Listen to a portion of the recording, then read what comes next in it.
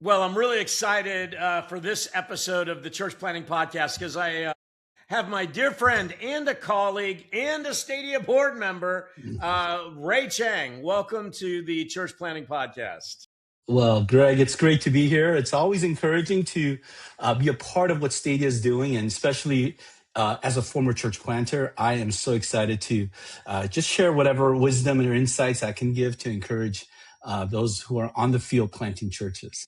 Yeah, I mean, I don't even know that I would use the past tense as a former church planter, man. I mean, you're on the board That's of true. Stadia, you're directing funds towards church plant. I mean, you're on the Yeah. cutting edge. So, but let's just talk about that. I mean, Yeah, you started as a church planter, so tell us a absolutely. little bit of your story, man. Well, I think church planting for me happened sort of kind of randomly because, I grew up in a very ethnic Korean background. And so a lot of what I grew up with in the Korean church was just kind of a very ethnic specific ministry. I kind of had to learn English, coming to the States when I was a little boy and hated church, didn't like the whole cultural emphasis. I think a lot of people understand, like, when you're growing up in a bicultural background, culture and church are sort of intermingled together. And so, I kind of felt like I don't want to be a part of this. So I kind of left the church. And then later on in my teens, found Christ, or Christ found me, and went through this process of change. And I went from being like a sort of a church goer to becoming a radical disciple. I went to my high school campus evangelizing my friends, had a little Bible study in my ninth grade year. So God Okay. had already Wow. instilled Okay. that, early sort of entrepreneurial spirit of like leading people to Christ, and started a little Bible study, and that started to grow in my high school years. But then still went back to my Korean church, started leading youth group when I was 16, and then really received the call to go into ministry. So I went to Biola University, got my MDiv at Talbot, but still serving in the Korean context. And one of the challenges that I had was nobody discipling or mentoring me. And this is one of those things I think a lot of, leaders struggle with early on, is like, who do you go to? And especially coming from a Korean background, where I didn't speak the language as well. It was more like, watch me, don't touch. It was almost like the pastor was in a different sort of stratosphere. And I remember wanting to go through some formal discipleship internship. And there was a program nearby in a church called First Evangelical Free Church of Fullerton.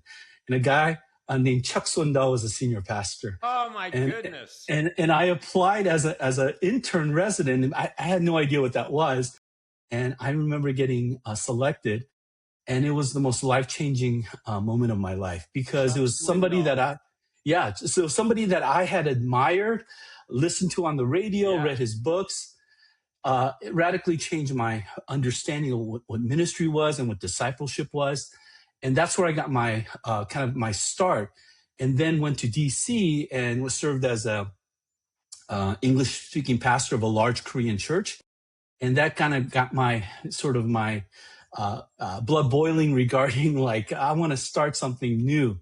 And so back in the 90s, before church planting was in vogue, I started a church out of this Korean church. It was a large mega church, but I had a heart for something broader than the Korean community. So started a multi-ethnic church in the near Northern Virginia, downtown DC area. And that became Ambassador Bible Church. And really the story behind that was, as I was driving up DuPont Circle, which is in the DC area, saw all these embassies, with different flags. And I said, where's the embassy for the kingdom of God? And then 2 Corinthians 5:20 really struck with me, that we are Christ's ambassadors, that the local church is the embassy of God. And so that gave me the vision to start my church plant in 1996. And then after planting that for 3 years, I went back on staff at Fullerton after Chuck had left to go to Dallas, and then served on staff for a few years there. And then I planted my second church in the LA area. So I planted 2 churches, bi-coastal in DC area and in the LA area as well. Okay, so then now let's fast forward. Yeah. And I mean, you're now with Thrivent, the one of the Yeah. largest financial institutions in the world, and I mean, tell me a little bit about it because I don't want to get these numbers wrong. I mean, it's a Yeah, Fortune 500 company. What is? absolutely. Yeah, it's a Fortune 500 company. They've been around for 100 plus years. One of the interesting things about church planting for me was it gave me an opportunity to kind of be in both, coasts. It gave me an opportunity to reach a whole spectrum of people. My vision has always been to reach all people, take the Great Commission in a way that he said, hey, there's nothing exclusive about the gospel. The gospel is open to all. And planting this church in DC or in LA, I was the senior pastor for 20 years. And so being a lead pastor for 20 years, I got to see the church grow. I was able to hand it off to my associate pastor. And it was in that stage that after being in ministry for 30 years, the Lord began to call me into a different ministry. And as I was thinking about, should I retire? Should I just, serve on board? Should I do consulting? I had all these different ideas. And then a friend of mine at Thrivent said, hey, there's a position that might be suited for you. And it was in the area of partnerships where Thrivent wanted to expand beyond the Lutheran community where it started to all Christians, especially in the evangelical field. And so through God's providence and intervention, I applied, not knowing exactly what I was doing. And they asked me to interview it, and they selected me. So Thrivent is an amazing company. It's been around for hundreds of years, 100 years plus, but it really serves the Christian community. And it started as a Lutheran base. It's a not-for-profit. It's a what they call a fraternal benefits organization. So what they do is what they make, they give back into the community. Yes. And so, yeah, it's an amazing opportunity. And for those who are church planners, there's a lot of tie-ins. I wish I knew about Thrivent when I was planning a church, because a lot of what happened when I first started, especially in the area of finance, was I had no clue. And I think a lot of church planners are struggling along, partly because of lack of education, like ignorance. And I think Thrivent really tries to come alongside. So my role at Thrivent is to come alongside of churches and organizations, especially pastors, to help them with financial education, as well as giving them opportunities to utilize some of their financial training to be able to help their congregation in stewardship. Okay, so this isn't a Thrivent commercial, but I am. It isn't. But I am personally, and Stadia is. We are raving fans of Thrivent. I have a Thrivent consultant that I work with, and Stadia. I mean, we're still working out ways to partner together because of the tools that Thrivent has that our church planters can use and help their churches move forward. And we don't get kickbacks or anything, but so just hear that too. But I know, Thrivent's now partnering with Exponential, who we all know and love. We're partnering with Stadia and so many others. We won't go into that now. Okay, let me just do this though, because what do you know now that you wish you would have known when you were planting? Yeah. When it comes to finances specifically. Well, I think this is, if you ask any church planner what their primary stress is, I think a lot of them probably would rank money as one of the top. Probably as number one. Yeah, exactly. And part of that is, they're not, they're starting a small organization. It's like an entrepreneur. They're starting their business. And if you ask any business person, funding is probably their biggest challenge is they have a great idea. Everybody has a great idea. The problem is not the idea. The problem is, how do you get this idea to get people on board and so forth? And I think one of the dangers of church planting is so often, because of the financial stress, it prohibits us from fulfilling our mission. We give up, or maybe we look for other ways of raising funds, and maybe we're trying to rely upon a big gift, a big donor. And so money can become a big stressor. So one of the things that I've learned is, number one, the most important thing is faith, right? That you trusting in God's provision. And we can't, forget that as pastors and as church planners, that ultimate source of funding still comes from the Lord. But secondly, is human wisdom is important. And I think that's a lot of times, you can rely so much on God's provision that you don't do the due diligence of, going out and recruiting and developing funding sources. And I think you have to hold both in a balance. But I'll just tell you a quick little story of what God did. When I was first planting a church, didn't really know what to do. So God got me on his knees and I started praying. And I remember the Lord gave me this little kind of like 5-step vision of what I need to pray for. And one of them was finances. I wanted to raise $50,000. And back then that was a lot of money. So I had no idea where that was going to come from. And I remember praying and the Lord just said, trust me. And as I was praying and I was actually on a plane, I get a text from my wife that said, oh, you got a letter. It was a little card. And I had recently had spoken at a youth camp. And at the youth camp, I kind of shared a vision of planting a church for all people.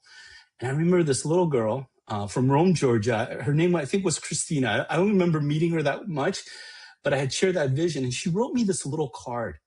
And inside the card, it says, I wish I could go to a church like what you're talking about. I don't have a lot of money, but here's what I have. So inside the little card was a $10 bill. And that $10 bill became the seed for me to plant because God used that, even that story. And I remember other people came along, that $10 multiplied into $100, that multiplied into $1,000. And then I spoke at a friend's church, and his name was David Anderson from Bridgeway. And he said, at the end of the sermon, he goes, when we planted, nobody was helping us out, but I want to pass along a gift to you. And it was a check for $5,000. And little things like that remind us that God is still in control. And that's the first thing I always encourage people is you got to trust the Lord in that. But secondly, you got to be wise, in terms of going out and doing the hard work. And asking people, and we sent out prayer letters, asking people to pray for us. You spoke at David Anderson's church. Exactly. Right? Yeah, right. This is when Bridgeway was still small and they were still growing. And I think the thing about finance is that oftentimes that can become a stumbling block for us because, the challenge of money is that it can become such a stressor in our families and in our ministry, but also to make sure that you have wise accountability is the third thing. And so we had people around us that really helped us. So I created a board for finance because I didn't want to be the only person that managed the money. Because the danger of a church planter is that when they manage the money, it can create a lack of transparency. And so accountability is primary when it comes to dealing with money. So some of those lessons that I learned early on, I wish I did it better going back, but by God's now you're helping goodness, others do it better right now. Exactly, That's exactly. the point. Okay, well, like we're in a unique time though, too, Ray. Like I think about like our current times and finances and the way people view money. What are some things you're seeing as you work with Thrivent and you work just in the financial world? What are some challenges that like leaders are facing today, like when it comes to finances? I think there's been a shift. When I was first planting in the 90s, I planted with denomination. Back early when church planting was becoming sort of in vogue, they would throw money at church planting. Some got like 200,000, 300,000. And so there was almost a heavy reliance on that. And I've read studies that the more you give to a church plant, sometimes that could be a negative thing rather than a positive thing. Okay. Yeah. And so there has to be that element of faith and all that. So one of the things that I tell younger generations is, don't rely just on big, institutions. I mean, that's one of the things that can be challenging. But also you have to think differently about money, especially in our changing landscape with high inflation. There's so much demand from so many things that are changing economically, the uncertainty of what's happening, political.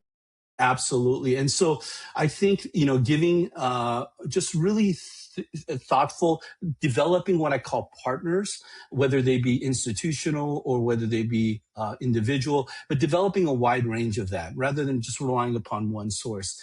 But ultimately, the best thing you can do is to disciple the people that you're, reaching, because they're the ones who are going to be your primary givers. And if you don't do that well, opportunities, right?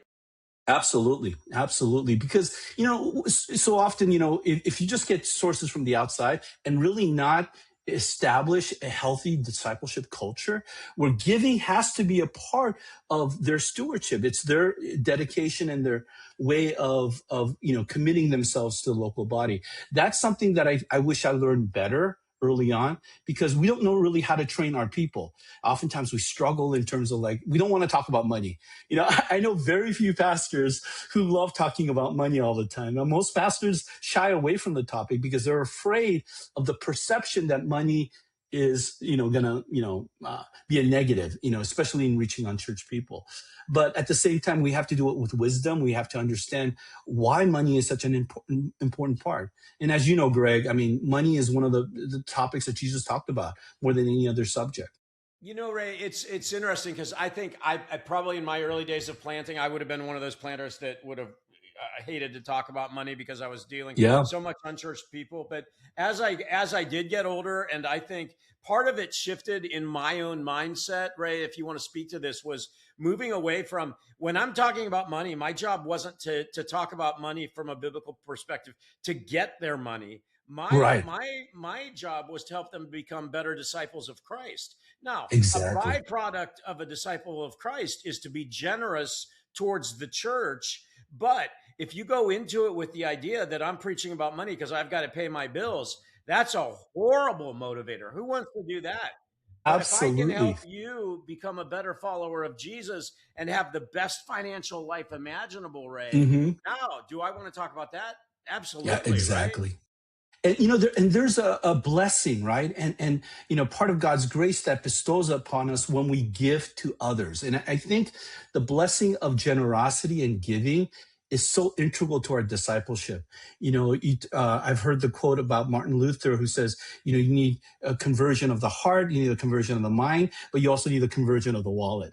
Yeah. And I think it's the wallet that's always the hardest, because in some ways, if you think about the greatest competition to God, it's money. And Jesus himself said that, right? You could either serve one or the other. And so I think money in many ways is a tool. And that's one of the things that we say at Thrivent. It's not the goal. It's the tool that God uses to advance the kingdom of God. And that's one of the things Good. that I encourage church planners to really disciple and train their congregation in understanding that, because it's a blessing for them as well.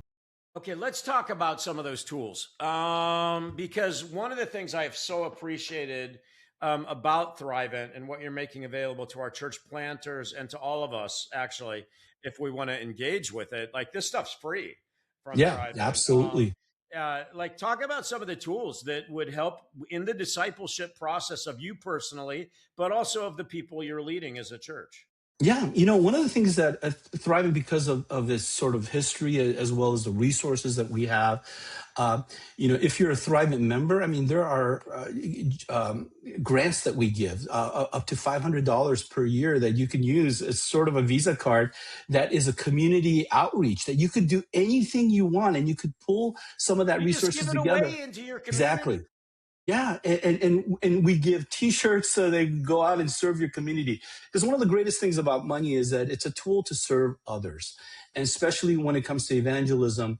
One of the things that people want to know is, do you care for me? And this is one of the tools that we give to people to care for those who are in need, and so we give them gift cards to do that. We also have financial advisors that can come to your local church to do free training, because sometimes pastors themselves are not equipped to talk about generosity or other things. And so we could bring a local financial advisor. But I think the number one thing I would say is for individuals as leaders, that our finances have to be managed well. Right? If our household isn't managed well, Yep. then how Yep. can we manage the household of God? And so for pastors, to go make sure that they are equipped to go through their own financial planning. One of the sad things that you hear, especially among sort of non-denominational leaders, is that at the end of their retirement, they have nothing, because number one, they opted out of Social Yep. Security. Yep. Number two, they really put all their money into the church, and at the end of the day, they don't have a retirement plan. And so, I would encourage any leader, to maximize those resources, to be knowledgeable, so that you can manage your money well, so that you can help others manage their wealth. And so you guys have tools though, like there's budgeting tools, there's all kinds of, Absolutely. let's take a look at your finances. they can go, that anybody can go online and check those out, right? Yeah, yeah. I mean, and there's so many tools online anyway, but yeah, we have financial advisors. That's what makes Thrivent unique Yeah. is we have 2,500 financial advisors. It's not that these financial advisors know everything, but it's like, us as pastors, we come alongside of you to help you in your spiritual journey. And I think in the same way, we need financial advisors who can come alongside, who can give us maybe a different perspective, but help us to think long term. We also have things like endowments, gift planning, Yeah. a Yeah. donor advisor, and there's so many different tools that we have. But I think at the end of the day, I think it's our job as leaders to lead ourselves well in Okay, our Ray, we finances. don't have much time left, but I want us to talk about generosity. Yes. And I know it's a principle you believe in personally. You've discipled people in, you work in now. Just talk about the importance of generosity just a little bit here as we wrap up. Well, generosity is such a blessing from God. Oftentimes, when we think about money, the more we hoard, the more it actually destroys us. But the more we give away, it actually frees us. And generosity is that thing that which once that it is unlocks, God bestows His blessing upon the church. And I remember even just sharing stories. One just quick little story. When I was a pastor of the church, I remember, we were doing a capital campaign, and I wanted to just demonstrate to our people that, hey, I want to go above and beyond. So I started Ubering. I became an Uber Okay. driver, Yeah. and I started going around, and I started, getting tips from people, and I would take that money, and I actually donated that to the church. But I share that story, in one particular of a lady I picked up, and she, I was driving her home, and she was living in a motel with two of her kids, and what ended up happening, her apartment flooded, and she was going through a rough time. And this was during Christmas time. And after I stopped the car, I said, "Can I give you something?" And she said, "What?" And I gave her $100. How many times have you received any money from a Uber driver? It's the opposite, right? Never, And, never. and I gave her $100, and she looked at me and she started crying, and she said, "Why are you doing this?" And I told her I was a pastor of a church, and I wanted to give something back to you so you can buy your kids some Christmas gifts. And I told that story on the pulpit. And at the end of the church, a lady comes up to me and she gives me $100. She goes, "Pastor Ray, here's $100 for you to give to somebody else." And that's the thing about generosity. It's contagious.